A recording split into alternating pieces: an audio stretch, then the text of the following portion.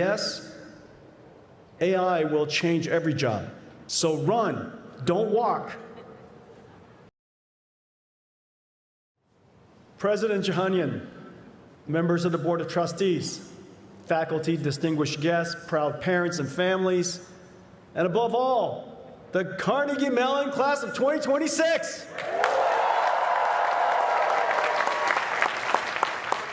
Thank you for this extraordinary honor.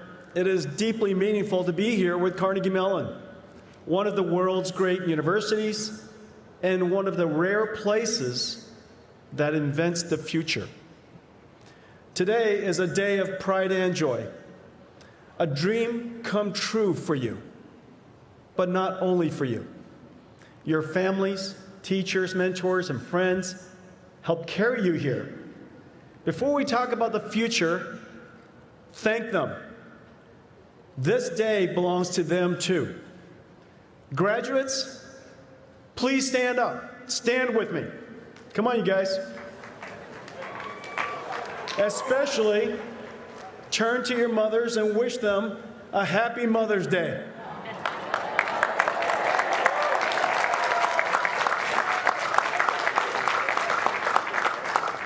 For you, this is another step in your life. But for her, this is a dream come true. Please sit down.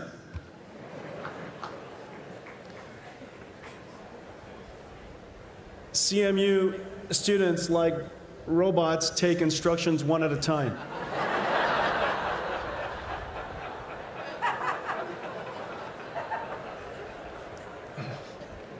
To see your graduate, to see you... Okay, everybody, focus. I have something important to tell you. To see you graduate from one of the world's great institutions, this is her moment too. My mom and dad are deeply proud of me as well. My journey is their journey. I am their dream come true. And their dream was the American dream. Like many in this audience, I'm a first-generation immigrant.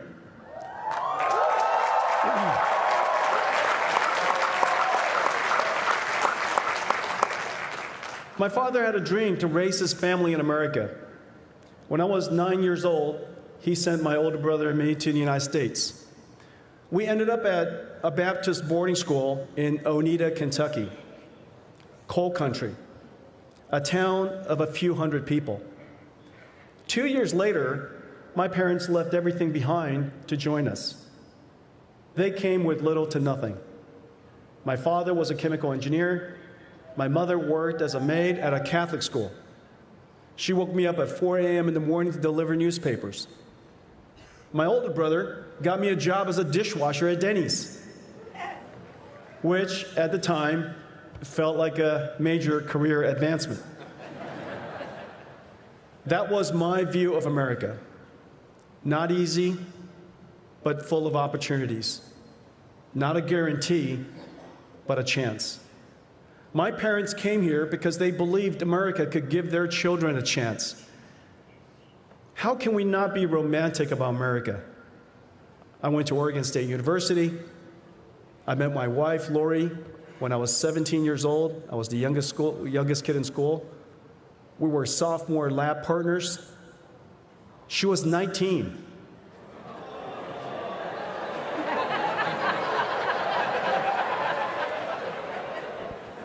An older woman. I beat out 250 other boys in class and won her heart.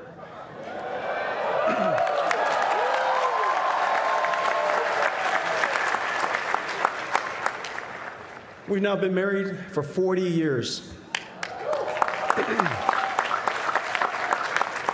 We have two amazing children, both working at NVIDIA. When I was 30, I started NVIDIA with Chris Malachowski and Curtis Preem, two amazing computer scientists. We wanted to build a new kind of computer, one that could solve problems ordinary computers could not. We had absolutely no idea how to build a company, raise money, or run NVIDIA. I just thought, how hard could it be? It turns out it is super hard. Our first technology didn't even work. We nearly ran out of money. At one point, I had to fly to Japan and explain to Sega's CEO that the technology they contracted us to build would not work. Asked to be released from a contract we could not complete. And then asked that they still pay us. Without the money, NVIDIA would vaporize. It was embarrassing, humiliating, and one of the hardest things I have ever done. And Sega's CEO, Madri-san, said yes. I learned early that being CEO is not about power, but the responsibility that comes with keeping the company alive. And that honesty and humility can be met with generosity and kindness, even in business. We used the money to reset the company, and out of desperation, we invented new ways of designing chips and computers that we still use today. For 33 years, NVIDIA had reinvented itself over and over again, each time asking, how hard can it be? And each time learning, it's harder than we thought. But through those experiences, we learned never to see failure as the opposite of success. Each failure is just another learning moment, a humility moment, a character strengthening moment. The resilience forged through setbacks is what gives you the strength to go again. Today, I am one of the longest serving CEOs in technology.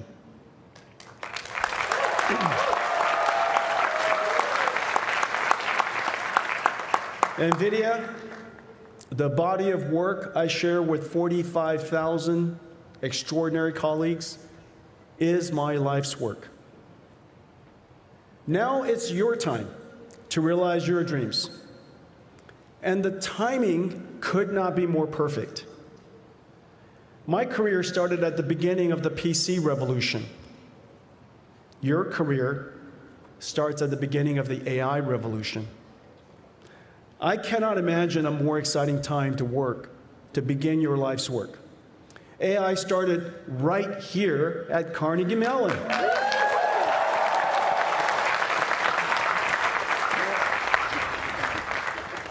I've heard countless AI jokes in the last 24 hours here at Carnegie Mellon.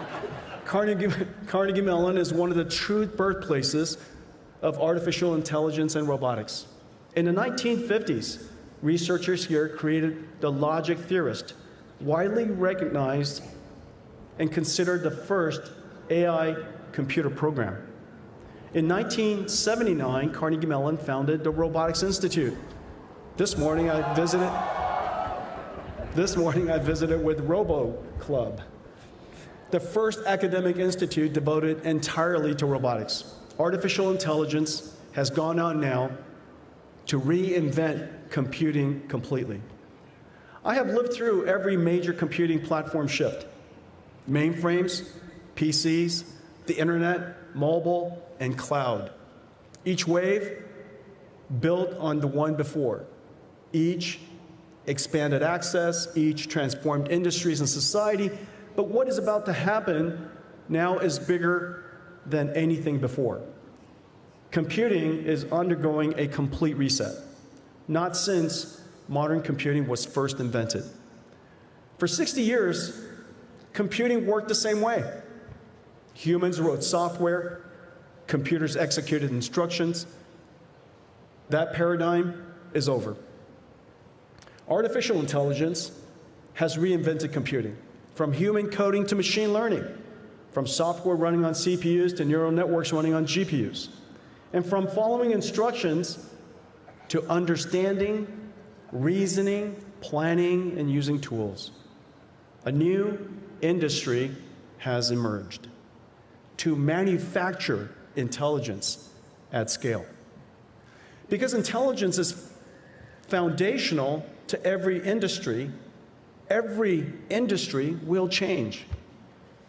For many, AI creates uncertainty. People see AI writing software, generating images, driving cars, and naturally wonder what happens next. Will jobs disappear? Will people be left behind? Will this technology become too powerful? Every major technological revolution in history created fear alongside opportunity. When society engages technology openly, responsibly, and optimistically, we expand human potential far more than we diminish it. So first and above all, we must be clear-eyed. Artificial intelligence, the automation of understanding, reasoning, and problem-solving, is one of the most powerful technologies humanity has ever created. And like every transformative technology before it, it will bring both great promise and real risks. The responsibility of our generation is not only to advance AI, but to advance it wisely. Scientists and engineers have a profound responsibility to advance AI capabilities and AI safety together. Policymakers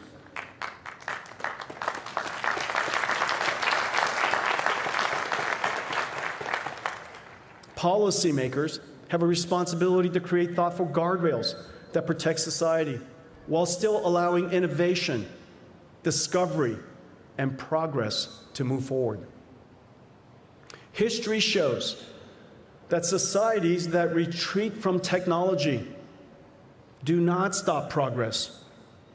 They only surrender the opportunity to shape it and to benefit from it. So the answer is not to fear the future. The answer is to guide it wisely, build it responsibly, and ensure that it benefits reach as many people as possible. We should not teach fear of the future. We should engage it with optimism, responsibility, and ambition. Only a fraction of the people in the world know how to write software. Now, anyone can ask AI to build something useful. A shopkeeper can create a website and grow a business. A carpenter can design a kitchen and offer new services to clients. The AI writes the code. Everyone is now a programmer.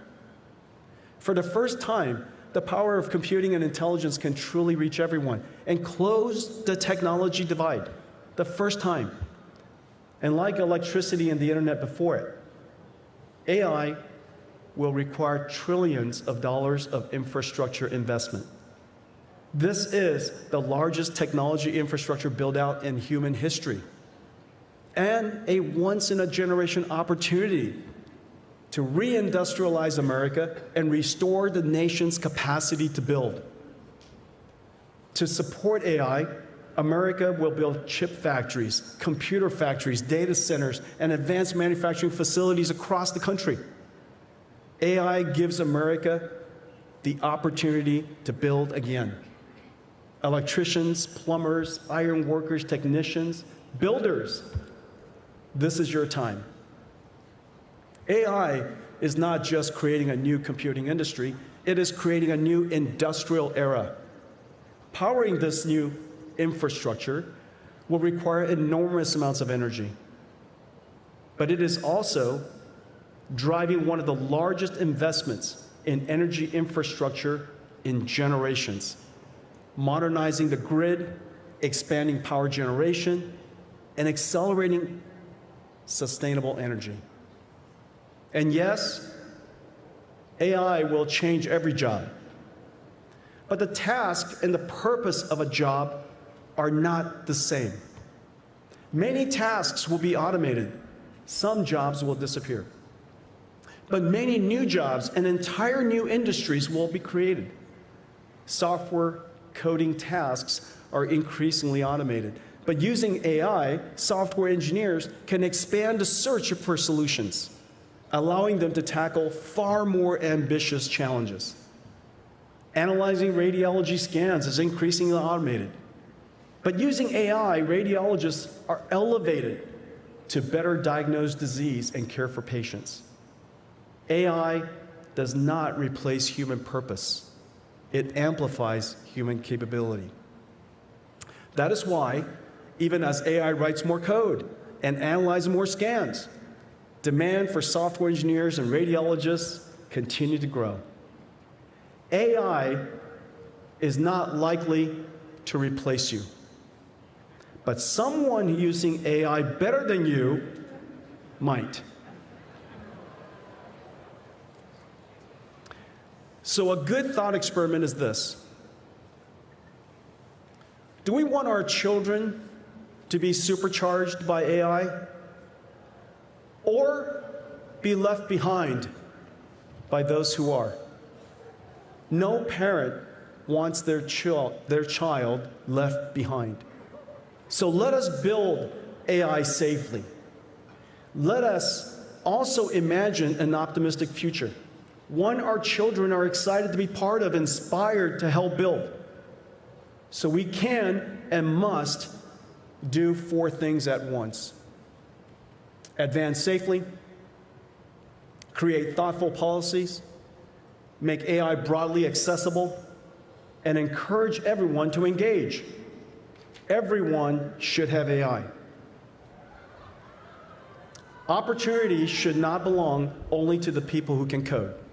Class of 2026, you are entering the world at an extraordinary moment. A new industry is being born. A new era of science and discovery is beginning. AI will accelerate the expansion of human knowledge and help solve problems once beyond our reach. We have the opportunity to close the technology divide and bring the power of computing and intelligence to billions of people for the very first time. To reindustrialize America and restore our capacity to build, and to help create a future more abundant, more capable, and more hopeful than the world you inherited. No generation has entered the world with more powerful tools or greater opportunities than you. We are all standing at the same starting line. This is your moment to help shape what comes next. So run, don't walk. Carnegie Mellon has a motto I love: my heart is in the work.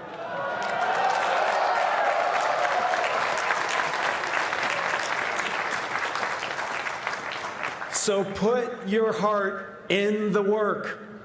Build something worthy of your education, your potential, and the people who believed in you long before the world did. Congratulations, Carnegie Mellon, class of 2026.